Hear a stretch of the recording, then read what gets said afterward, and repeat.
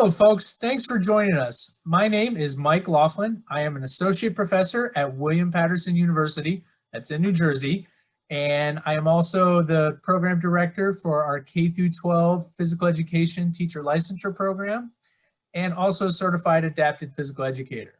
And with me today is one of the all-stars from our program, Suzy. Suzy, would you like to introduce yourself? Hi, everyone. My name is Suzy Louie, and I am a junior at William Patterson University, majoring in health and physical education. I'm actually supposed to graduate in the middle of the school year next year, so 2021. And I actually had Dr. Laughlin as a professor for two of my disability studies courses. And it was through him I was able to accept so many great opportunities. Currently, I work two jobs, one in Montclair, New Jersey, called the Inclusive Movement Center, where we believe in the simple but powerful tenet that movement should be for everyone, with everyone. If you've ever seen the show American Ninja Warrior, we base our classes on parkour and teach the students the fundamental movement skills.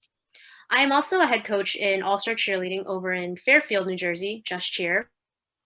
I work with the youngest team, so again, I really have a laser-like focus on the basic skills in order to build a strong foundation.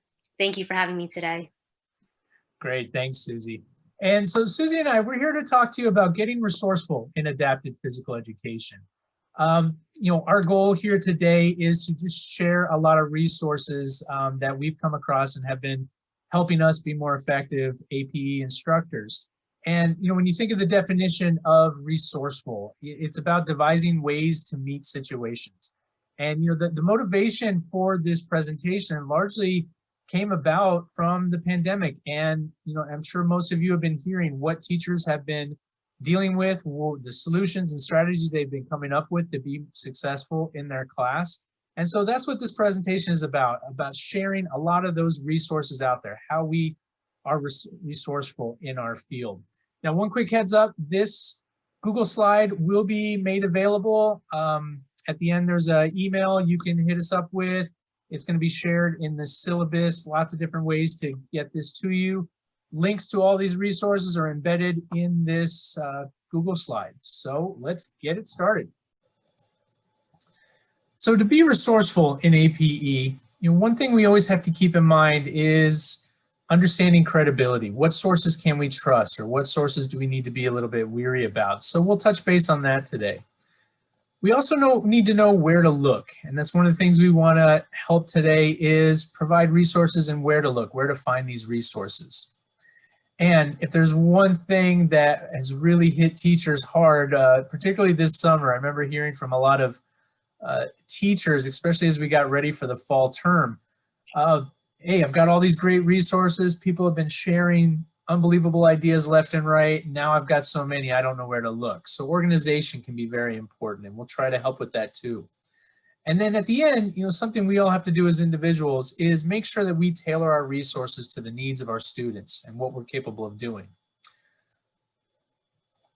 So what we've done is we've organized resources around these four categories.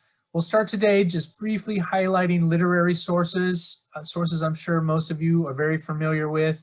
Then we'll shift over to shared. And then Suzy and I are going to flip-flop roles here, and she is going to take us through social media resources. And then to cap everything off, Suzy and her peers at William Patterson University have been working really hard this semester putting together a YouTube channel, which we're going to be debuting with you today. So to get started, literary sources. Now I'm going to move fairly quick to this. I'm willing to bet these are all resources that you are very familiar with, and perhaps some of you are trying to forget from your college days when professors forced you to read chapters and study research articles. But in terms of credibility, these are some of the primary sources that we should turn to for what we should be doing in APE. What you have here is some links to some very popular APE research journals, Adapted Physical Activity Quarterly, Journal of Teaching and PE, but also professional journals, which you might be very familiar with. And being an adapted PE, it's important to also look at research in special education. And so there's links to two journals here. Now, one thing I do want to share with you, and this is something part of being a professor is we need to stay abreast of the research that is out there, and there is a lot, and it's very hard to stay connected and stay on top of everything that comes out. And so when you click on this link for APAC, it'll take you to their website, and even if you don't have a subscription, these are paid sites, you can get the title as well as an abstract to different journal articles. What I do is I get text alerts or I get email alerts. And so by clicking on this link, get an table of contents content alert. If you're not already signed up, put in your email address, sign up, and whenever a new issue comes out, you're getting an alert to where at the very least you can read an abstract. But great way to stay in tune with research in APE. Now, another tried and true credible resource is our textbooks. Textbooks, they synthesize the research and the literature out there.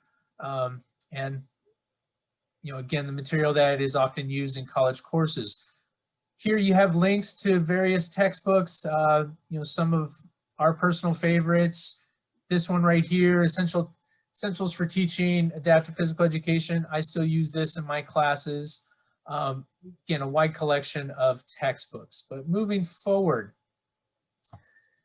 something I wish I was exposed to early on in my career, and for someone that does not identify as having a disability, I have come to find disability-specific magazines incredibly insightful when working with my students that have disabilities.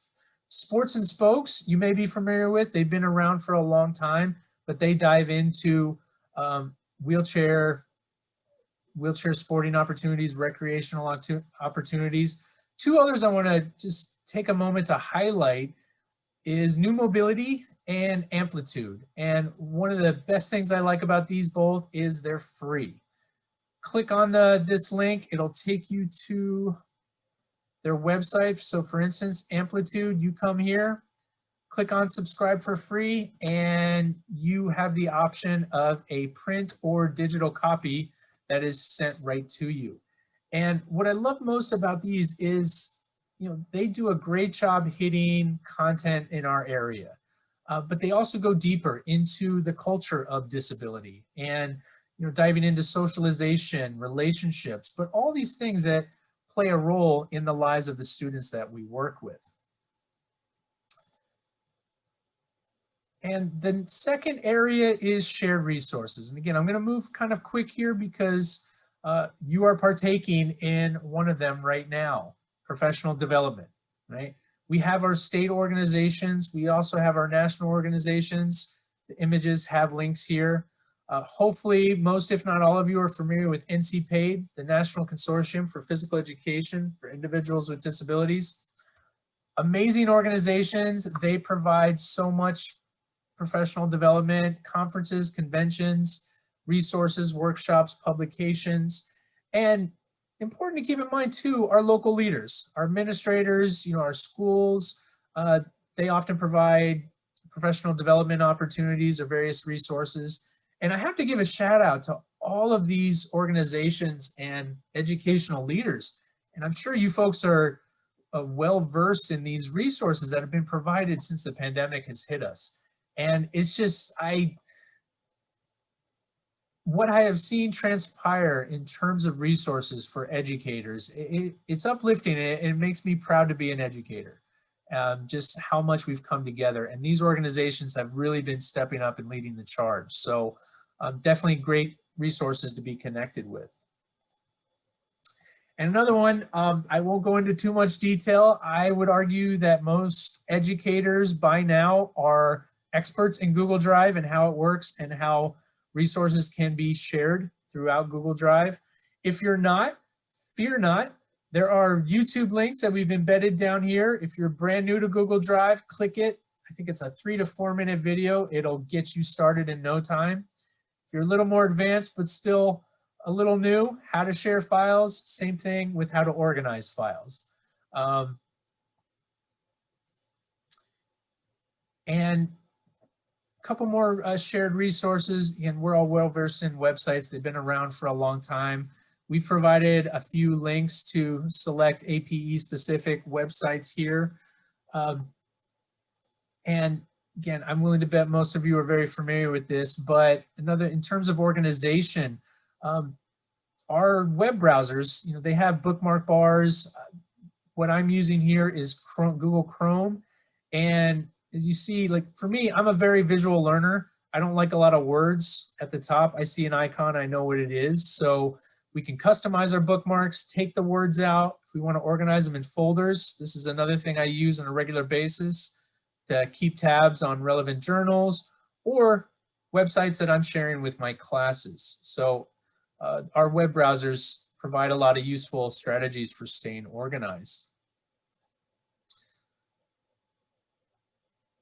Couple more, then I'm going to be shifting over to Suzy. Blogs. Now, personally, to be fully transparent, I am not a big fan of blogs, but there is a lot of valuable resource and folks out there that are, providing relevant content for the APE community. There's a couple listed here. Shape America has a pretty good ongoing blog. The first one here, What's New in APE? This was one of my personal favorites. This is put together by Dr. Scott McNamara, who's an assistant professor at University of Northern Iowa. And his blog, it's more of an expansive podcast, and it might be hard to see in this image, but you get a lot more detail of the incredible podcast that he provides, which gets to the next link. And this is one of my personal favorites. Again, with resources, platform preference certainly plays a role. Podcasts. Under normal circumstances, I have to commute about an hour one way. And so podcasts really help me stay connected to my field. And again, a shout out to Dr. McNamara and the work he does in What's New in Adapted PE. Just phenomenal content and resource. So we're going to shift gears here. I'm going to stop sharing, and Suzy's going to take over the spotlight and share social media. Yes, hello. So I will be talking about social media and how it is used as a resource. So I know social media sometimes it can get a bad reputation, but always keep in mind when it's used correctly and responsibly, it becomes an ingenious resource.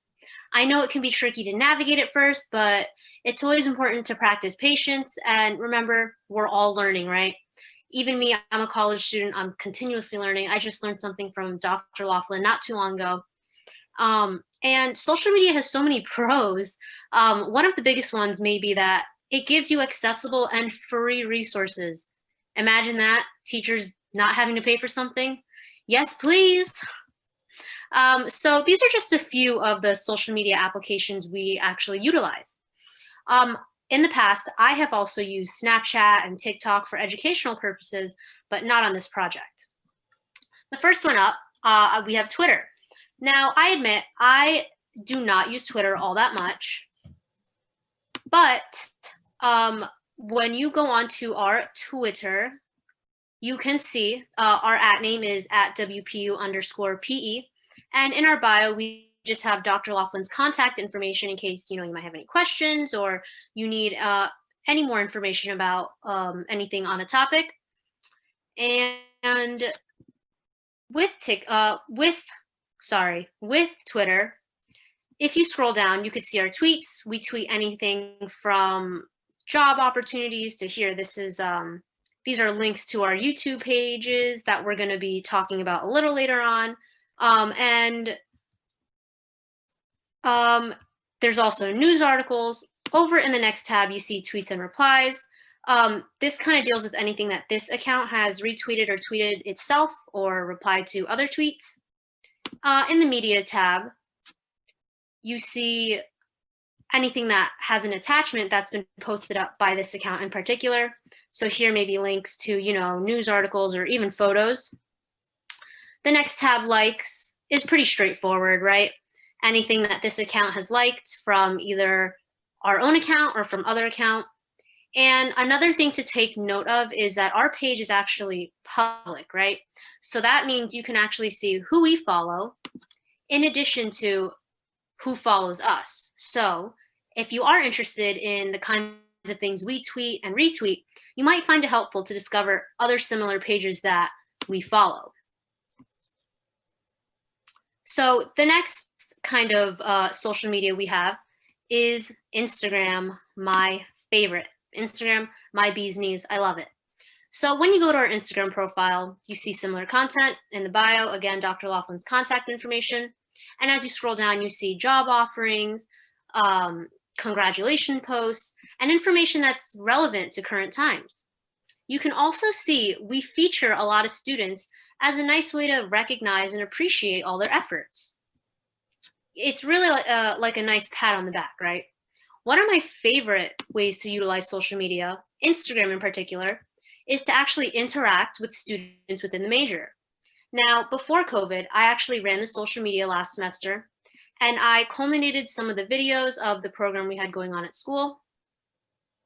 As you can see, you know, we have awesome student participation, love the students within our university. Over in our saved tab, Instagram has this cool new feature. It's where you save posts. It's private, so no one else can see what you save. And this is actually awesome because whoever has accessible login to this account can see what someone else has saved before. And, you know, you can really use these ideas to build off of and to even take to use for yourself.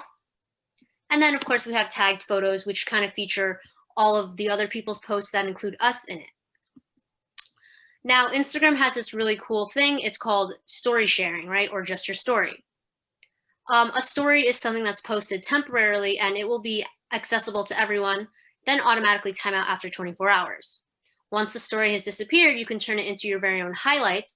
As you can see, we have our own highlights, fun times, fitness, and holidays. And it can be available essentially forever. So, right, you can see within our fun times, we just have some cool things from our own school program. And again, it shows off some student morale and it shows off what we're really about. So again, with our Instagram being public, anyone is able to see who we follow and who follows us if they are in need of any more resources. Going back, we have Pinterest next.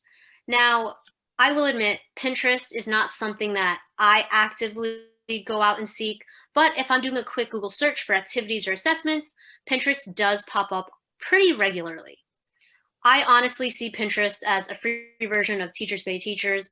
You're able to organize your posts by saving a post. So, right, I'm a cheerleading coach. I might like the way that this stunt looks. So I can click save and it'll be saved onto my dashboard. So as you can see on mine, I just use mine for either activities or borders for fitness signs, just a plethora of things. But if I were to type in maybe adapted physical education, so many links pop up. And I really like how simple this site is to navigate because you see all these pictures, very welcoming. And then when, you know, once you click it, it takes you to a link and it gives you a little more insight. Some of these links are in fact Teachers Pay Teachers, and I am all for supporting other teachers. But when you're a college student like myself, you tend to steer towards the more freer things and become extremely resourceful. And last but not least, on our social media tour, we have Facebook. Remember when Facebook was an archaic tool, the olden times, and now it's making a resurgence. Good. When Dr. Laughlin first brought up this project to me, he told me to get involved in the Facebook groups. Prior to this, I was only in one Facebook group, and it was for coaching. And I will admit, the content they post is pretty funny, but I didn't really find it pertaining to much of what I needed. So once I heard there were Facebook groups for the adapted community, I couldn't contain myself, and I just started joining every Facebook group in sight, right? Literally everyone. Now, when I log into Facebook, you could see my feed. Sometimes I don't even have to scroll and bam, chances are I'll get hit with something I can actually utilize or a new activity that I haven't seen before. So let's say you're scrolling and you see an activity you really like. To save it, you can click the three dots on the top right. And then right here, it says Save Post. So from here, it'll give you an option of where to save the video to. As you can see, I've curated some some collections, as Facebook calls it, but a couple of folders. And you have the option of having these folders show up as either private or public. I have mine to all private. And I cannot tell you the amount of times I've seen something so adorable, right? We just saw this, adorable. And I've saved it, and now I plan on using it when I coach currently or when I become a teacher in the future. Sometimes I even see something and think of ways to improve it, to tailor it to my very own needs. Quick plug, something that isn't mentioned in the PowerPoint. One day I was scrolling through TikTok, and if you've been on TikTok, you know it's just an endless cycle of scrolling. But I saw a video, it was about Secret Student. Some of you may have heard of that already. But the next day I got on my computer, typed up little cards, printed them out, and started having Secret Students every single practice. And not only do the students love it, but the parents were obsessed with it so much that they started posting it on their Facebook. That's how you know you have them in your back pocket. The parents are posting about it. And another one, everyone loves Snapchat, right? I know with everything that's currently going on, quarantine, a lot of educators jumped in on the Bitmoji bandwagon. So I took something that's both relevant and cute, and it turned it into a quick SEL lesson for my athletes. Something so quick, so simple, but make your students, parents, and bosses, they're all going to appreciate it. They're all going to be obsessed with it. So let's get to the meat and potatoes of this presentation. So as you can see, like I mentioned before, we have our Bitmoji. Does that look familiar? Hi, that's me. So our YouTube channel, All Things Adapted, of course, geared towards the APE community. Now, the purpose of this channel is for students at William Patterson University to create free, easily accessible, and original resources for teachers and parents. So when you actually go on to our YouTube page, you can see all of our playlists. These are organized by grade levels, different areas of fitness and physical activity, tailored towards the adapted community, of course. And you can also see we feature a video of the month, and we do this to feature other channels, give them shout outs, because they do have awesome content. This week, we actually have an amazing video by David Geslick. Over in the next tab, videos.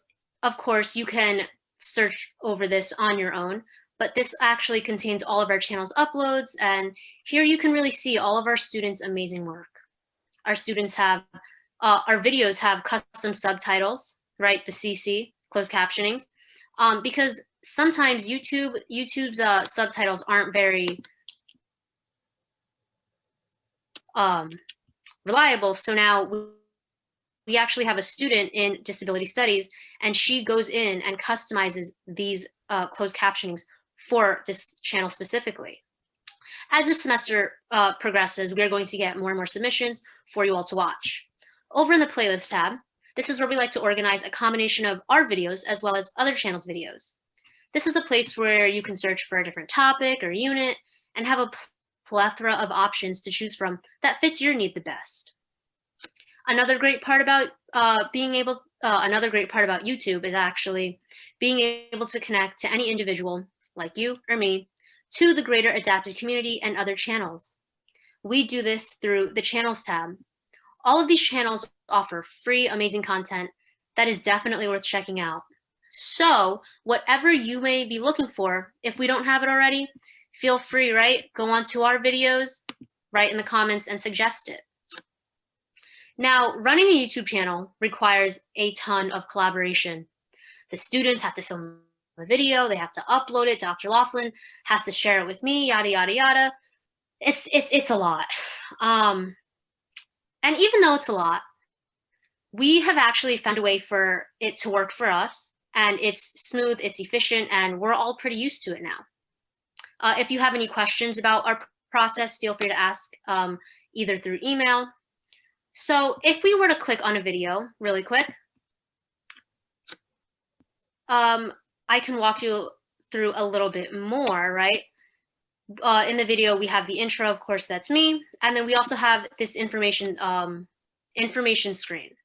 So this is very important because I know we've all been there. Nothing is worse than when you're looking for something specific and you've gone through half the video, but it barely helped. The information on this slide, I feel like, is what people would want to first gather out of a video. If this is not what they're looking for, simply click out, move on. Next video, very efficient. Then, of course, we move on to the disclaimer.